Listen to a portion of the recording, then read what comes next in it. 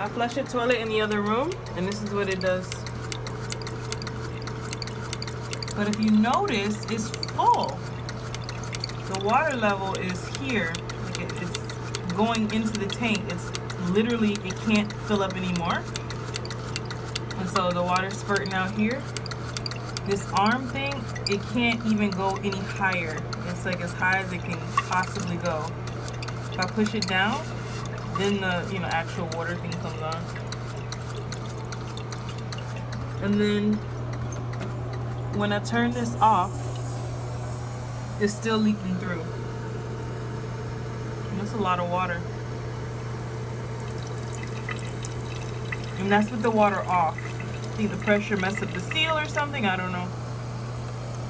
If I press down on this, I can get it to stop. I have to like really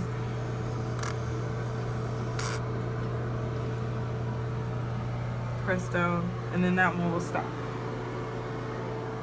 But it might start back up again. Okay, this is not doing it.